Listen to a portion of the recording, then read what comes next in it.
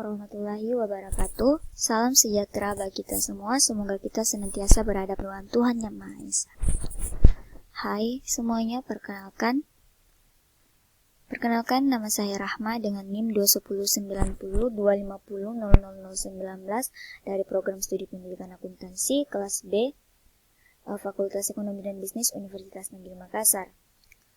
Nah, pada video kali ini saya akan membahas kembali mengenai tugas pada LK4, yaitu mengenai data karyawan Porcis, yaitu Potato Crispy. Nah, hal ini dilakukan guna memenuhi tugas ujian akhir semester mata kuliah kewirausahaan dengan dosen pengampu Ibu Nuraisyah SPD MPD. Nah, langsung saja, adapun hal-hal yang akan dibahas yaitu mengenai yang pertama data karyawan Porcis, yang kedua penentuan karyawan yang tepat bagi Porcis berdasarkan spesifikasi pekerjaan, yang ketiga ialah proses pemilihan karyawan Porcis, dan yang terakhir metode evaluasi dan memotivasi kerja karyawan.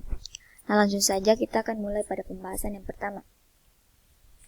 Jadi, adapun data karyawan perusahaan Porcis yaitu terdiri dari 3 bidang, yaitu bagian produksi, di mana di sini yang bertindak dalam produksi ialah bernama Rahma dan Leni.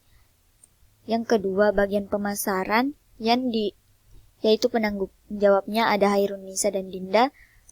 Dan yang terakhir manajemen pemasaran, yaitu dikelola oleh Fitriani. Nah, yang kedua ialah mengenai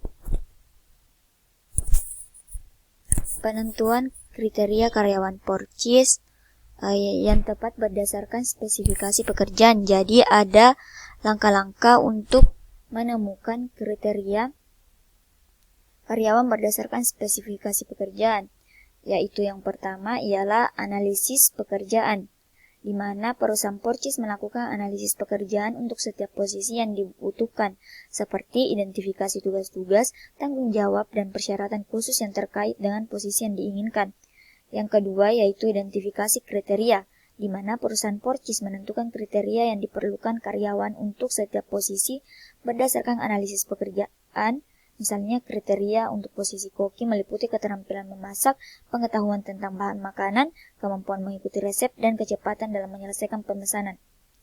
Yang ketiga ialah kualifikasi pendidikan dan pengalaman, di mana perusahaan Porcis juga menentukan kualifikasi pendidikan atau pengalaman yang diharapkan untuk setiap posisi. Misalnya untuk posisi koki, perusahaan Porcis menginginkan karyawan dengan latar belakang pendidikan di bidang kuliner atau pengalaman kerja sebelumnya di restoran.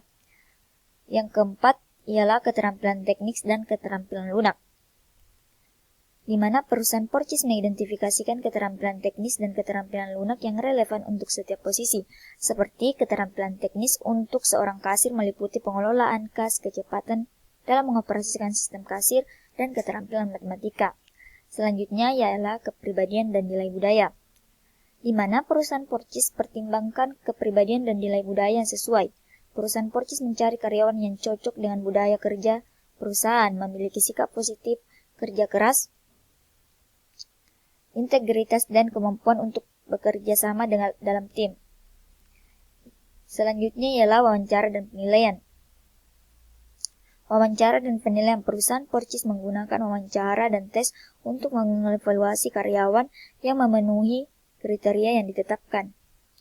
Dan yang terakhir ialah kesesuaian tim, di mana perusahaan Porcis mempertimbangkan kesesuaian karyawan dengan tim yang sudah ada, mempertimbangkan kemampuan mereka untuk berkolaborasi dan berinteraksi dengan anggota tim yang ada.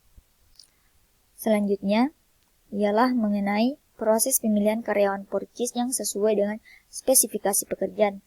Jadi ada 7 langkah-langkah atau proses pemilihan karyawan Porcis, yaitu yang pertama, identifikasi kebutuhan posisi. Langkah yang pertama ialah perusahaan harus menentukan terlebih dahulu posisi apa yang membutuhkan rekrutmen karyawan baru dan berapa karyawan baru yang akan diterima. Yang kedua ialah merencanakan proses rekrutmen, di mana proses rekrutmen selanjutnya adalah perusahaan menyiapkan rencana untuk posisi yang dibutuhkan. Tuliskan deskripsi pekerjaan, kualifikasi, dan pengalaman yang dibutuhkan. Yang ketiga ialah publikasi lowongan kerja. Ialah mempublikasikan pengumuman internal tentang lowongan kerja dan kerja baru baik di media sosial seperti FB, Instagram, dan sebagainya maupun dengan penyebaran brosur. Yang keempat ialah screening berkas kandidat, di mana menyeleksi berkas-berkas lamaran pekerjaan yang masuk sesuai dengan kriteria yang dibutuhkan, di mana jika berkas tidak memenuhi syarat maka akan digugurkan. Sebaliknya, berkas yang memenuhi kriteria akan dipanggil lolos ke tahap berikutnya.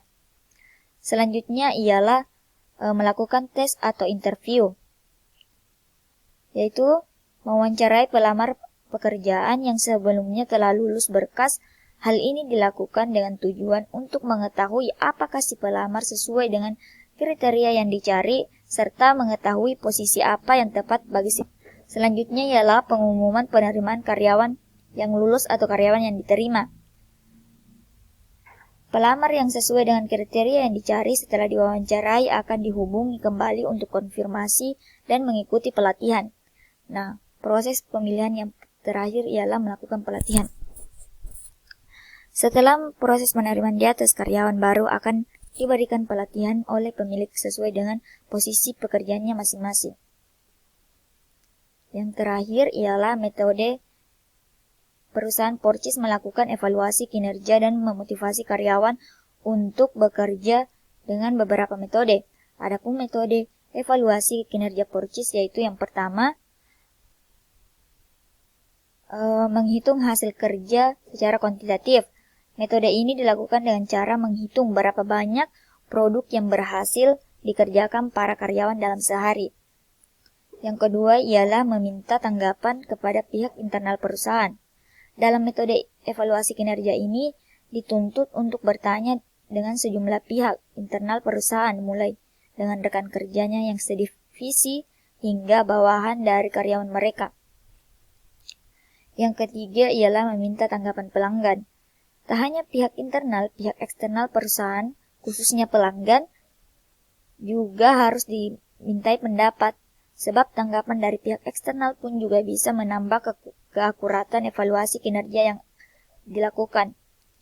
Yang keempat ialah mengukur evaluasi kinerja dan efektivitas waktu, di mana efektivitas waktu menjadi salah satu bahan evaluasi kinerja seorang karyawan. Cara melakukan evaluasi kinerja dengan menghitung seberapa cepat karyawan mengerjakan pekerjaan yang diminta oleh pihak perusahaan ataupun klien.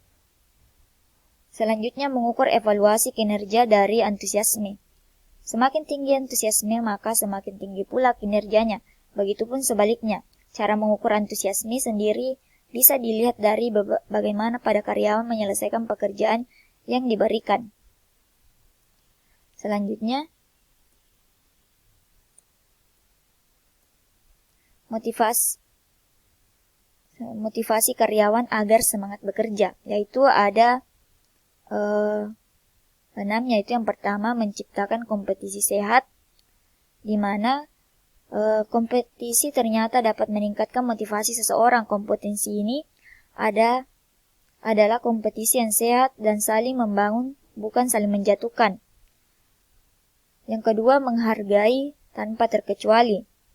Alasan terbesar karyawan dapat melakukan hal yang sangat baik untuk karyawannya ialah ketika ia merasa dihargai baik oleh pimpinan maupun sesama rekan. Menghargai karyawan dapat ditunjukkan melalui komunikasi dengan bahasa yang baik, tidak kasar dan tidak menyakiti lawan bicaranya. Selanjutnya ialah memberikan kesempatan bertumbuh. Karyawan yang diberikan kesempatan untuk belajar lebih banyak hal akan memiliki motivasi yang lebih dalam meningkatkan kinerjanya. Hal ini dapat dilakukan dengan memberikan training kepada karyawan untuk meningkatkan potensinya. Selanjutnya ialah bangun kepercayaan kepada karyawan. Kepercayaan memiliki pengaruh sangat penting dalam bekerja.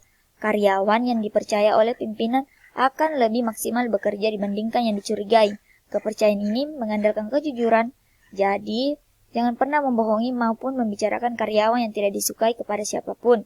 Hal ini akan berimbas tidak baik pada keberlangsungan iklim bekerja. Selanjutnya ialah memberikan kesempatan memimpin.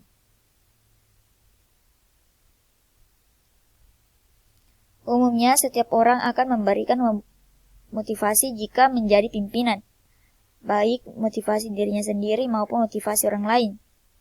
Contohnya menjadi pitch atau person in charge dalam sebuah proyek yang akan dilakukan. Selanjutnya ialah memberikan bonus lain selain honor. Meskipun uang bukan tujuan utama bekerja, tapi perusahaan juga harus memperhatikan hal ini dengan adanya bonus seperti fasilitas dan intensif secara adil, membuat para karyawan merasa perusahaan memperlakukannya secara profesional. Dengan adanya tambahan yang diberikan, motivasi karyawan yang setidaknya meningkat. Ya baiklah, itulah tadi penjelasan yang dapat saya sampaikan mengenai tugas pada LK14 mata kuliah kewirausahaan. Mungkin hanya itu yang dapat saya sampaikan. Saya pamit undur diri. Wassalamualaikum warahmatullahi wabarakatuh dan sampai ketemu di video selanjutnya.